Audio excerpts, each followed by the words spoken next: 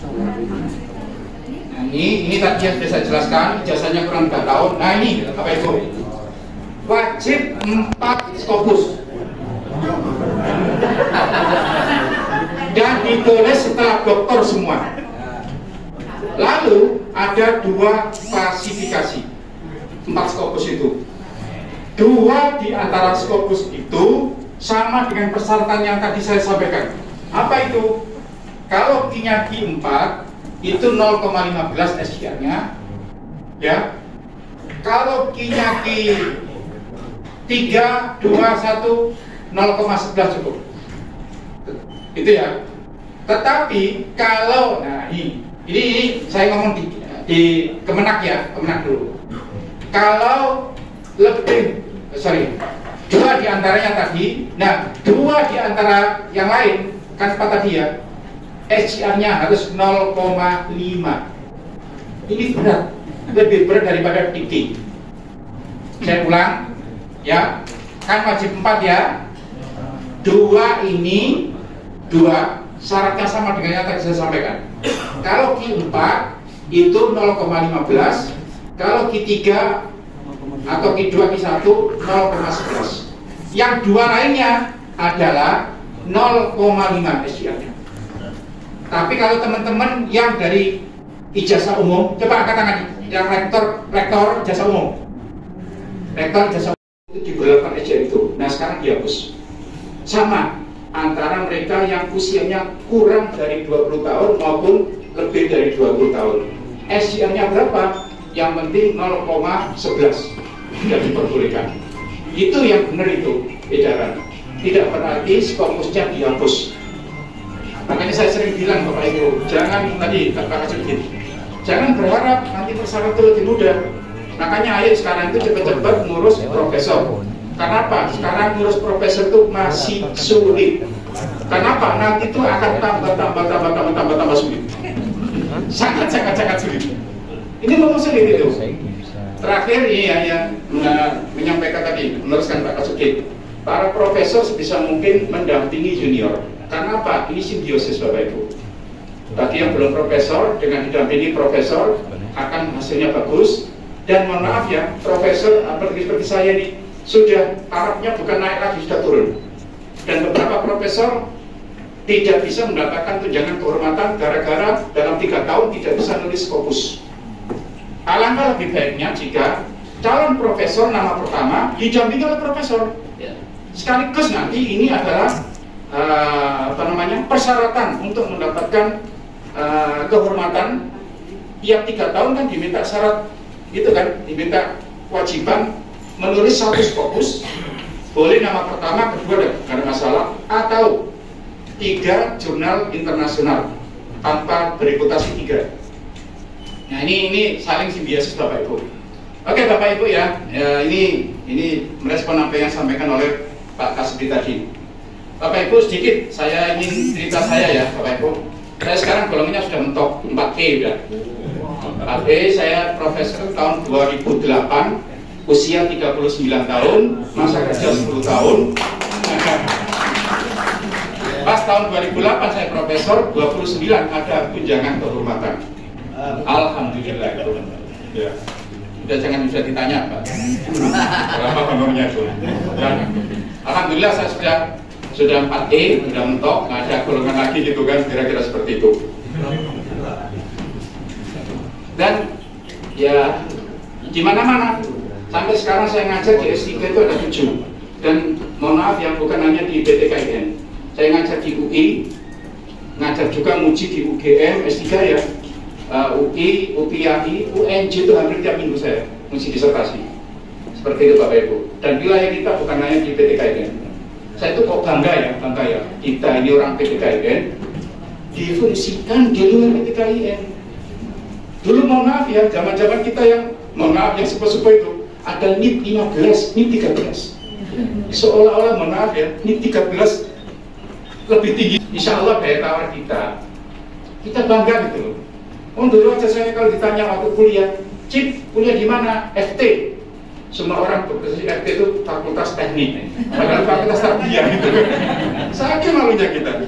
Tapi insya Allah dengan kita profesor dan Dan kemarin alhamdulillah ya, presentasi saya di Google Scholar hampir 6.000 kan ada perankingan itu kan, saintis Indonesia terbanyak disitasi. Saya bidang sosial itu nomor 24 di Indonesia itu, bidang psikologi, sosiologi dan macam-macam itu. Lumayan lah, lumayan. Artinya kita ini berbangga ya menjadi orang di bawah Kementerian Agama itu. Bapak Ibu tadi Pak Kasubit sudah menjelaskan ya, sebisa mungkin kita ini ngejar jabatan fungsional, jangan semata-mata jabatan struktural. Ya, katanya ini saya dengar Pak Warek, karena saya itu tidak pernah jadi Warek ya, jabatan saya tertinggi itu dekan 2 periode Fakultas Psikologi. Konon jadi pimpinan itu IP-nya harus tinggi, ilmu pendekatan. katanya. Tapi untuk jadi profesor nggak ada yang menghalangi Bapak Ibu, nggak ada yang menghalangi. Tapi kalau jadi rektor, warik dan sebagainya itu jangan kira loh prosesnya semudah itu. Tapi kalau jadi profesor sama, mohon maaf ya, kalau ada pimpinan ya, ada 3 PTKIN, rektornya menghalangi karena mohon maaf rektornya belum profesor, itu langsung dilaporkan ke Pak Dirjen, ke Pak Direktur, ya kan, ada 3 perguruan tinggi dan langsung mohon maaf ya didiskualifikasi, besoknya lagi dia tidak jadi rektor lagi.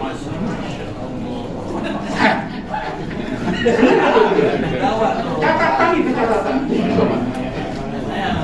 Karena apa? Jadi profesor itu hak individual dan juga tuntutan dari kelembagaan, tuntutan dengan keluarga.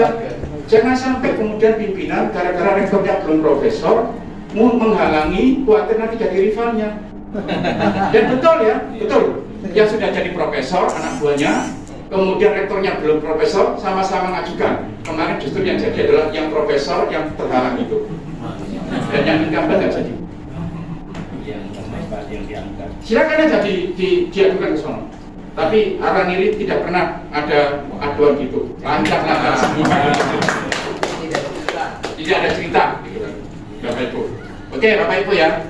Nah, terus berikutnya Bapak Ibu, ini saya kalau kita sudah jadi profesor Bapak Ibu, pasti punya 3 ini. Dapat namanya KUM, KAM, dan DIM. KUM itu angka kredit ya, akademik, kewenangan akademik, peningkatan akreditasi lembaga, dan kebanggaan lulusan. Bayangkan ya, kalau ada ijazah ditandatangani oleh rektor dan dekan bergerak profesor, pasti bangga itu daripada yang tidak gitu kan. Nah, terus akreditasi, saya juga asesor Bapak Ibu, saya juga asesor itu. Kalau nggak ada profesor itu gimana kita kasih nilai unggul kan?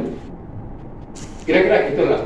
Ada aja kita itu kadang-kadang punya alasan ya untuk tidak memberikan nilai maksimal itu, salah satunya itu. Terus nggak ada profesor, gimana itu? Profesor itu kan adalah ikon daripada prof itu sendiri kan, kira-kira itu. Lalu ada KAM itu berapa kan ekonomi, royalti karya ilmiah. Saya kemarin satu buku Pak Kasubit, satu buku teori kepribadian perspektif psikologi Islam, yang siang kemarin Pak Rektor, itu bukunya Prof Mujib sering saya kutip itu kalau khotbah katanya. Bapak Rektor harus memberikan saya royalti kalau gitu.